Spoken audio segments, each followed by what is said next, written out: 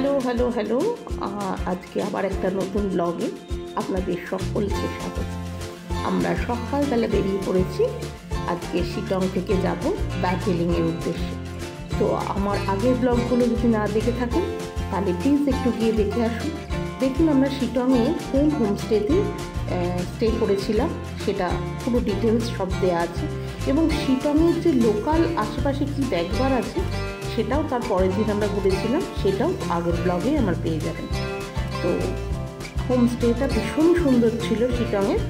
তো চলুন আজকে আমরা কি কি দেখি সেটাই পরপর দেখতে থাকি আমার সাথে। আমরা ড্রাইভার দাদাকে বলেছিলাম আমাদেরকে একটা চায়ের বাগান দেখাতেই হবে, রাস্তায় যেতে যে চায়ের বাগানটা পড়বে সেটাই। তো ড্রাইভার দাদা বললো ঠিক আছে চলুন। এখানে দার্জিলিংয়ে আসলে চায়ের বাগানের অভাব হয় না, বড় বড় প্রচুর চা বাগান আছে, কিন্তু ড্রাইভার দাদাদের প্রবলেমের জন্যই সব জায়গায় পৌঁছানো হয় না। ওনারা আসল কথা ওখানে দাঁড়াতে চান না, বা ওনাদের সঙ্গে হয়তো সেটিং থাকে না, বা কোনো না কোনো সমস্যার কারণে, বা সেই রাস্তাটা হয়তো একটু গোল রাস্তা, ওনারা নিয়ে যেতে চান না। তো আর উনি আমাদের রাস্তায় মানে দার্জিলিং যাওয়ার পথে এই কী বলে চায়ের বাগানটার রাস্তাতেই পড়লো। তো উনি তার করিয়ে দিয়েছিলেন, বললেন ঠিক আছে চলুন আপনাদেরকে এই চায়ের বাগানটাই দেখাচ্ছি। তো এটা হচ্ছে মহলদিরাম টি এস্টেট।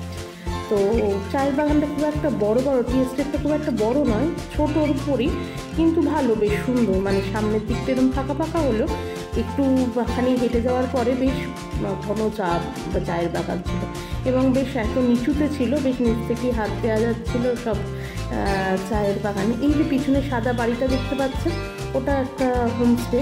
আপনারা মহলদিরামে ওখানে চায়ের বাগানে যদি কেউ স্টে করতে চান তাহলে আমাকে কমেন্টসে জানাবেন, আমি ফোন নাম্বারটা দিয়ে দেবো। যদিও ওনাদের ওই হোমস্টেতে আমি স্টে করিনি, ওই রকম হসপিটালিটি আমি তাও জানি না, কিন্তু আমরা ওখানকার টয়লেটটা ইউজ করেছিলাম, যে কারণে ওখান থেকে আমি কার্ড নিয়ে এসেছিলাম। তো আমার কাছে ফোন নাম্বারটা রয়ে গেছে, আপনারা যদি চান আমি যেটুকুনি যা ভাড়া জিজ্ঞেস করলাম মোটামুটি ভাড়াও কমের মধ্যেই ছিল, উইদিন 2000-এর মধ্যেই এখানকার ভাড়া ছিল। রুমগুলো মোটামুটি একদম বেসিক রুম যেরকম থাকে সেরকম রুমই ছিল, পরিষ্কার পরিচ্ছন্ন ছিল ঘরগুলো, খারাপ না, এবং সব ঘরগুলোতেই মানুষ ছিল। তো চা বাগানে যারা থাকতে চাইছেন, অনেক টি এস্টেটের ঘরে এতটাই কস্টলি হয় মানুষজন থাকতে পারে না, তো এখানে দেখতে পারেন। আর এই যে আমার পিছনে দেখতে পাচ্ছেন পুরো চায়ের বাগান, অসাধারণ, মানে যাকে বলে অসাধারণ, মানে এত ভালো লাগছিল, ছেলেপুলেগুলোকে তো আটকেই রাখা যাচ্ছিল না। তো আমরা বেরিয়ে পড়েছি আমাদের পরবর্তী ডেস্টিনেশনের উদ্দেশ্যে। লম্বা লম্বা পাইনের ঝাড় আর তার মাঝখানে সরু রাস্তা, ঘন জঙ্গলের মধ্যে দিয়ে গাড়িটা এঁকে দিকে চলেছে, এত অদ্ভুত ভালো লাগছিল। মানে এই রাস্তাটা সত্যি কথাই যারা শিলং গেছে তারা আমার সঙ্গে একমত হবেন, আর যারা যাননি তারা পারলে সত্যি একবার শিলংয়ে গিয়ে এক রাত্রি বা দু রাত্রি একটু স্টে করে দেখে আসুন। এত অসাধারণ এই যাওয়ার আসার রাস্তাটা, মানে সেটা বলে বোঝাতে পারবো না, মানে যারা না গেছেন তাদের বুঝতে পারবেন না। আর সেদিন ছিল অস্বাভাবিক ঠান্ডা, মানে আমরা জমে যাচ্ছিলাম, জাস্ট মনে হচ্ছিল কলকাতার এই সোয়েটারগুলো মানে ওখানে সত্যি কোনো কাজে দিচ্ছে না। মোটা জ্যাকেটগুলো নিয়ে বেরোয়নি, আমাদের আগের দিন বেশ গরম লাগছিল, যে কারণে কি ঘন যে একটা ফরেস্টের মাঝখানে, এখানে রাস্তার মাঝখানে ড্রাইভার দাদা দাঁড় করিয়ে দিলেন গাড়িটা, বললেন যান দেখে আসুন। এখানে একটা স্পটও আছে, নিচে বা হালকা করে ঝর্ণা বয়ে যাচ্ছে, আর এই পাইনের ঘন জঙ্গল। তবে রাত্রিবেলার দিকটা এখানে খুব একটা না দাঁড়ানোই ভালো, কেননা এখানে নাকি অনেক বন্য জন্তু জানোয়ার মানে আসা যাওয়া করে। তো এই সময়টা সকালবেলার দিকটাই আমাদের বেশ গা ছমছম করছিল, তো আমরা খুব এনজয় করেছি এই জঙ্গলটা। তারপরে আবার বেরিয়ে পড়লো আমাদের গাড়ি পরবর্তী ডেস্টিনেশনের উদ্দেশ্যে। তো দেখা যাক পরবর্তী ডেস্টিনেশন কি পড়ে। রাস্তাতে এই পেরিয়েই এই যে টয় ট্রেনের লাইনটা দেখলেই মনে এত আনন্দ হয়, যারা দার্জিলিং যাননি তারা ঠিক বুঝতে পারবেন না, মানে আর যারা দার্জিলিংকে ভালোবাসেন না, মানে আমি দার্জিলিংকে অস্বাভাবিক ভালোবাসি যাকে বলা যায়। মানে আমি সমস্ত হিল স্টেশন ঘোরার পরেও বছরে একবার করে, কোথাও যাওয়ার না থাকলেও চলো একবার দার্জিলিং ঘুরে আসি করে দার্জিলিং ঘুরতে যাই, মানে আমি অদ্ভুত ভালোবাসি। এই কনজাস্টেড ভিড়, মানে কিচ্ছু দেখা যায় না, আজকাল তো পাহাড় চোখেই পড়ে না, প্রচণ্ড ছোট ছোট ঘিঞ্জি নোংরা, মানে তাও আমি দার্জিলিংকে ভীষণ ভীষণ ভালোবাসি। যাই হোক, তো এই টয় ট্রেনের লাইন দেখলে মনে মানে আনন্দ তো মানে উছলে উঠছে আমার। তো অপেক্ষা করছিলাম কখন টয় ট্রেনটা দেখতে পাবো, টয় ট্রেনটা আসছে না কেন, তাকে দর্শন তো অন্তত একবার করি। এই আঁকা বাঁকা রাস্তাটাই অস্বাভাবিক ভালো লাগে। আর তার মধ্যে সেদিন সত্যি মানে আমরা যখন গিয়েছিলাম সেই সময় ঠান্ডাটা অস্বাভাবিক পড়েছিল, তার ফলে মানে সে কেঁপে যাচ্ছিলাম, মনে হচ্ছে কি জানলার কাঁচটাও নামাতে পারছি না, এত ঠান্ডা লাগছিল আমাদের। আর আমরা সেদিনকে কিচ্ছু না নিয়ে বেরিয়েছিলাম, মানে আমরা টুপিটাও নিয়ে যাইনি, লাস্টে ওখান থেকে আমাদের টুপি কিনতে হয়েছিল, এত ঠান্ডা লাগছিল। তো আস্তে আস্তে আমরা এগিয়ে চলেছি আমাদের পরবর্তী ডেস্টিনেশন। আমাদের পরবর্তী ডেস্টিনেশনে যদিও বলেছিল আমাদের মনেস্ট্রি দেখাবে, তো দেখি কোন মনেস্ট্রি পড়ে। রাস্তায় তো ঘুম মনেস্ট্রি পড়বে, এছাড়া হচ্ছে আরেকটি মনেস্ট্রি তার আগেই পড়লো, সেটা পার করেই এলাম। এই যে এটা হচ্ছে বাজার এলাকা দার্জিলিংয়ের, তো এখানটা বেশ কনজেস্টেড, প্রচুর দুদিকেই বাঁ দিকের এই বাড়িগুলো হয়ে যাওয়াতে এখন পাহাড়টা একদমই দেখাই যায় না, পুরো একদম ঘিঞ্জি বাজার হয়ে গেছে, পুরো দোকানপাট পড়ে গেছে। তো এটা ওদের লোকাল বাজার এখানকার, এখান থেকে কোনো জিনিসপত্র কিনতে আপনারা বেশ সস্তাতেই পাবেন। এই যে আমার বাঁ দিকে দেখতে পাচ্ছেন, এটা হচ্ছে ঐতিহ্যবাহী ঘুম স্টেশন। তো এই স্টেশনটাও অনেকে এখান থেকেও হচ্ছে মোটামুটি টয় ট্রেনগুলো বেশিরভাগই এখান থেকে ছাড়ে। তো আপনারা আসলে এখান থেকে টয় ট্রেন, এখন একটিও দাঁড়িয়ে নেই টয় ট্রেন, ফাঁকা একদম। তো এখানে লোকজন বসে রয়েছে, আর এটা হচ্ছে সবচেয়ে উঁচু স্টেশন এখানকার মধ্যে।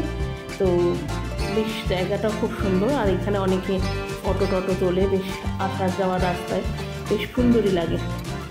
আর ঘুম স্টেশন ছাড়িয়ে আমরা খানিকটা এগিয়ে চললাম। এই যে আমাদের নামিয়ে দিয়েছে, এটা হচ্ছে ঘুম মনেস্ট্রি। তো সামনে এবার ঘুম মনেস্ট্রিতেই আমরা খানিকক্ষণ মানে ঘুম মনেস্ট্রি দর্শন করে তারপরে আমরা পরবর্তী ডেস্টিনেশনে যাব। তো ঘুম মনেস্ট্রির সামনে হচ্ছে পার্কিং পাওয়াটা খুব চাপের, সামনে একটা ছোট মার্কেট মতন বসে, তো ওখানে কোনো রকমে গাড়ি দাঁড় করানো হলো। আর বাকি মনেস্ট্রিগুলোর সামনে তো আরোই দাঁড় করানো যায় না গাড়ি। তো এই স্লোপের রাস্তাটা নেমে হচ্ছে এই যে সামনে এটা দেখছেন, এটাই হচ্ছে ঘুমের মনেস্ট্রি। এই যে ডান দিকে সিঁড়ি নেমে গেছে, সেটা হচ্ছে ঘুম মনেস্ট্রি। এই ঘুম মনেস্ট্রিরই আরেকটি নাম আছে ইয়াগাচুলিং মনেস্ট্রি, মানে এই দার্জিলিংয়ে এটা ইয়াগাচুলিং মনেস্ট্রি নামেই পরিচিত, বা সাধারণ মানুষের কাছে এটা হচ্ছে ঘুম মনেস্ট্রি। তো এই মনেস্ট্রিটা অনেকটাই উচ্চতায়, আর ভেতরে একটি 15 ফুট উচ্চতার একটি বুদ্ধ মূর্তি এর ভেতরে অবস্থিত।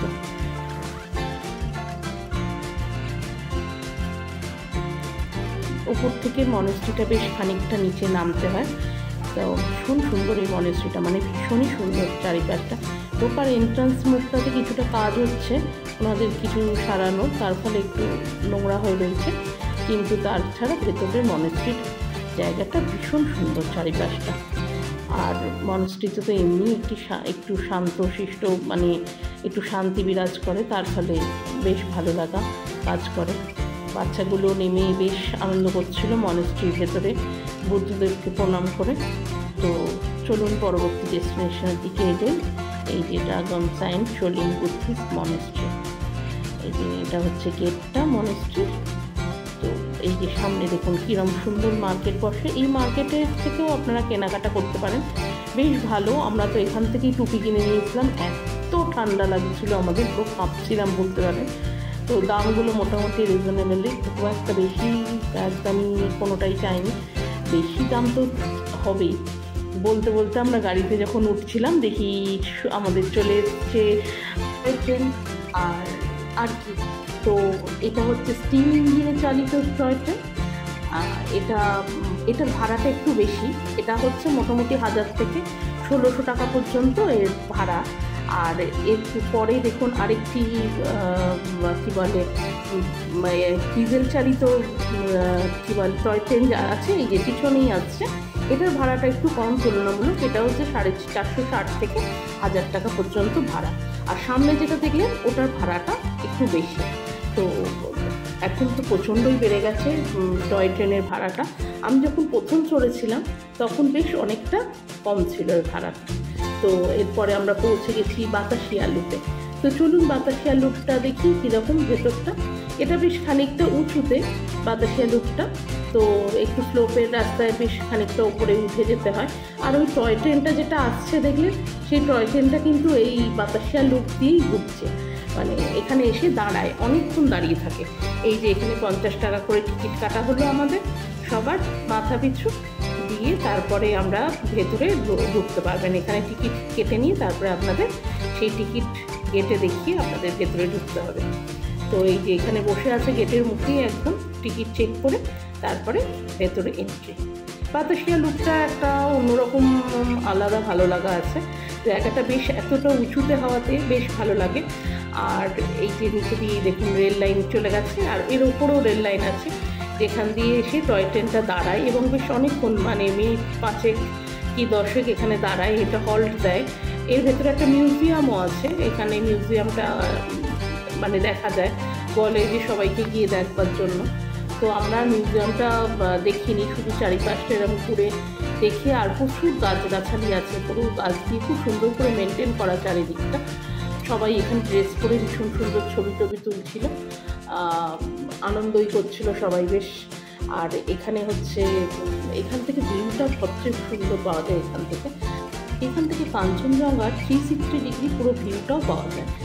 আর তার সঙ্গে পুরো পাহাড়টা থেকে এখান থেকে 360 ডিগ্রি ভিউটা খুব দেখতেও অসাধারণ লাগে। মানে এখানে একটা আই লাভ দার্জিলিং লেখা তৈরি করেছে, যেটার সামনে দাঁড়িয়ে মানুষজন খুব উৎসাহ নিয়ে ছবি তুলছে। এবং এখান থেকে দেখুন ভিউটা এত অসাধারণ লাগে, পুরো 360 ডিগ্রি ভিউটা পাওয়া যায়। আর এই যে ওয়ার্ডটা এটা দেখছে, এটা হচ্ছে গোর্খা সৈনিকদের একটা স্ট্যান্ড বানানো আছে, স্মৃতিসৌধ বানানো আছে, যারা অনেক দিন ধরে দেশকে আমাদের প্রোটেকশন দিয়ে আসছে।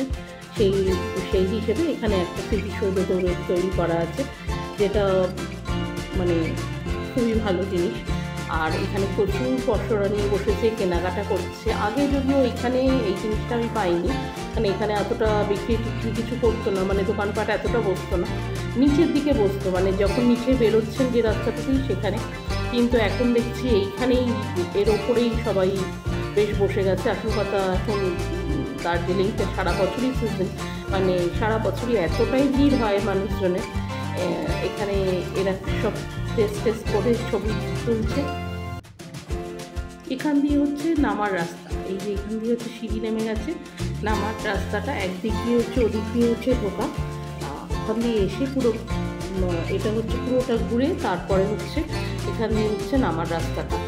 তো এখান দিয়ে নেমে গেছে, এই যে উপরে যে লাইনটা দেখতে পাচ্ছেন, এটা দিয়ে হচ্ছে টয় ট্রেনটা আসে, এসে এখানে দাঁড়ায়, দাঁড়িয়ে তারপরে সবাই ছবি টবি তোলে।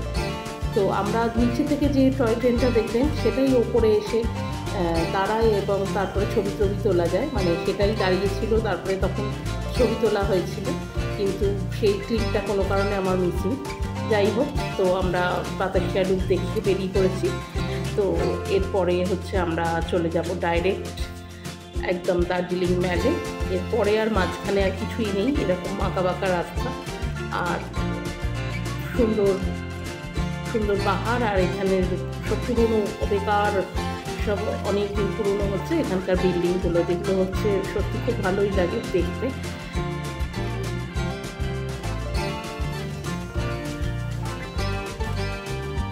আমরা পৌঁছে গেছি দার্জিলিংয়ে গিয়ে প্রথমেই আমরা কিছু খাওয়া দাওয়া করে নিলাম। তো আমরা খেয়েছিলাম হচ্ছে মহাকাল রেস্টুরেন্টে, এটা একদম হচ্ছে কেভেন্টার্সের পাশে যে রাস্তাটা নিচের দিকে নেমে গেছে সেই রাস্তাটার বাঁ দিকেই, এটাই একমাত্র এখানকার বাঙালি রেস্টুরেন্ট। তাছাড়া ওখানে বাঙালি খাবার অনেক জায়গাতেই পাওয়া যায়, এই দোকানটা বেশ চিপেস্ট এবং ভালোই, খাবারগুলো একদম বাঙালি, সেই জন্য এখানে খাওয়া দাওয়া করা হলো। তারপরেই হচ্ছে এটাও হচ্ছে কেভেন্টার্সের একদম পাশে, যে রাস্তাটা নিচের দিকে নেমে গেছে, মানে নিচের দিকে নেমে আবার এই রাস্তাটা আরও নিচের দিকে নেমে গেছে, সেই রাস্তাটা এখানে হচ্ছে কিছু ভুটিয়া এই ধরনের জিনিস নিয়ে বসেন, সেখান থেকেও আমরা একটু শপিং করতে শুরু করলাম। মেয়েরা আমরা শপিং করবো না এটা তো মানে হতেই পারে না, ব্যাপারটা এইরকম। এই যে উপরের দিকে, এই যে নিচের দিকে রাস্তাটা দেখছেন, এই রাস্তাটা থেকে সেই শপিংগুলো, এই দোকানগুলো, এবং এইটা কিন্তু খুব রিজনেবল জিনিস পাওয়া যায়, মানে দামগুলো ঠিকঠাক। ম্যালের জিনিসের কিন্তু খুব দাম। ওই ডান দিকে দেখলেন ওখানে রামাডা, আর এই যে বাঁ দিকে দেখলেন এটা হচ্ছে কেভেন্টাস। তো এটা তো কেভেন্টাস তো মোটামুটি দার্জিলিংয়ে যারা নাও গেছেন তারাও হয়তো নামে চিনে গেছেন। ঐতিহ্যবাহী একটি প্রতিষ্ঠান, যেটাতে লোকে ব্রেকফাস্ট করার জন্য সকাল মোটামুটি 6টা থেকে লাইন করে। তো যাই হোক, চলুন আমরাও এবার দেখি কেভেন্টাসের দিকে এগোই। তো আস্তে আস্তে আমরা এগোলাম। কেভেন্টাসে যদিও ঢোকা হয়নি, এই যে সামনে থেকে একটু ছবি তুলে আমরা এগিয়ে গেলাম সামনের দিকে। আমরা ঢুকেছিলাম হচ্ছে ফ্লু, এই কী বলে এরপরে যেটা আছে সেটাতে। তো এইখানে সমস্ত দোকানগুলো দেখতে দেখতে আর শপিং দেখলে তো মোটামুটি আমরা পাহাড়ও ভুলে যাই, এরকমই অবস্থা। তবে দার্জিলিং ম্যালের সমস্ত জিনিসগুলোর অস্বাভাবিক দাম, মানে অস্বাভাবিক না, কোয়ালিটি ভালো খারাপ না, আমি বলছি না যে ওনারা উইদাউট কোয়ালিটি কোনো জিনিস নিচ্ছেন, কিন্তু সত্যি দামটাও অনেক প্রচণ্ডই দাম। তো জিনিসগুলো আমরা দেখতে দেখতেই এগোলাম, খুব একটা জিনিস এখান থেকে কেনাকাটা হয়নি। আবার ওই পাশে যে মহাকাল মার্কেট আছে সেখানে একটু দামটা কম, আমরা ওখান থেকেই কিছু কেনাকাটা করেছিলাম। তো এখানে পরপর এরকম শপিংয়ের দোকান আছে, চলুন আমরাও দেখেছি, আপনারাও আমার সঙ্গে দেখতে থাকুন।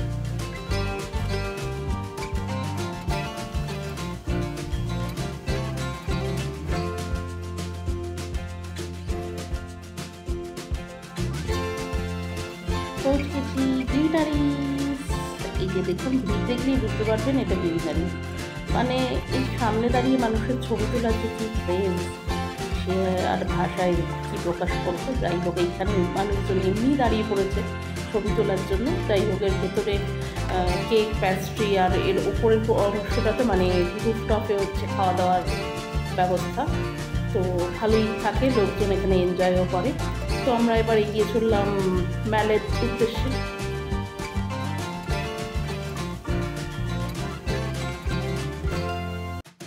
এইটা হচ্ছে পাইন রিজ হোটেল।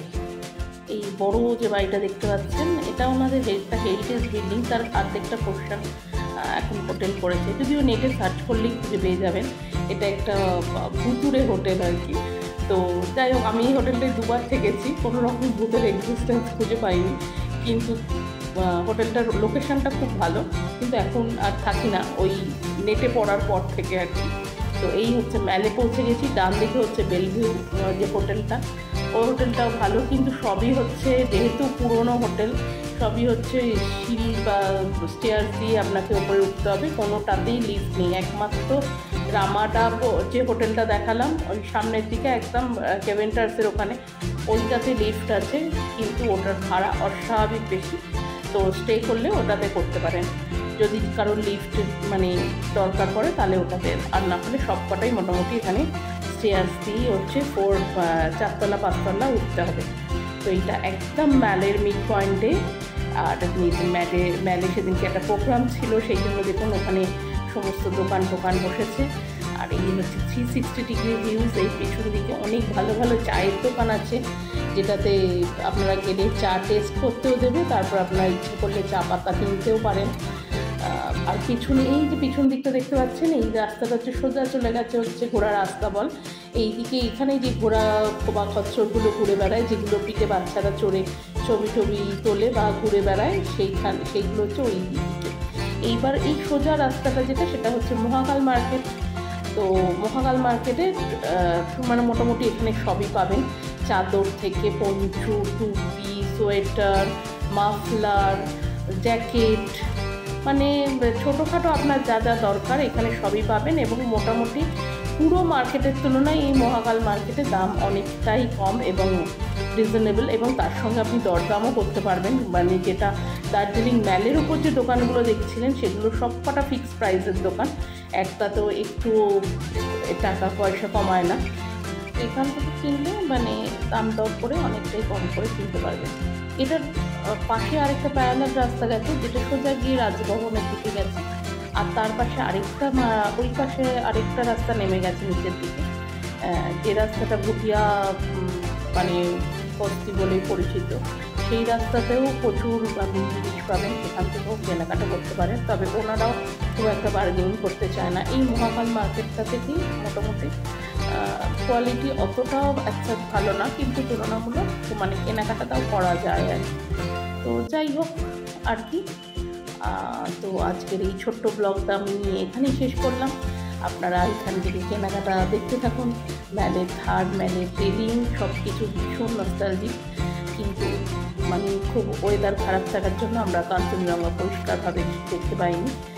তো আজকের মতন এখানেই পর্বটা শেষ করলাম। পরবর্তী পর্ব আর কি, এরপরে হচ্ছে ট্রেন ধরে বাড়ি চলে এসেছিলাম। মানে সেদিনকে আমরা রাত্রে ব্যাক করে গেছিলাম হোটেলে। তো এরপরে পর্বতে আপনারা এর পরবর্তী যে ট্রেন ধরে ব্যাক করেছি সেইটুকু, সেই রাস্তাটুকু আপনাদেরকে দেখিয়ে দেবো। তো আজকের মতন এখানেই শেষ করলাম। সবাই ভালো থাকবেন, আমার চ্যানেলটা সাবস্ক্রাইব করে একটু চ্যানেলের পাশে থাকবেন, আর ফেসবুক পেজ চারুলতাকে একটু ফলো করে দেবেন। তো সবাই ভালো থাকবেন। আজকের মতন এখানেই শেষ করলাম। টাটা।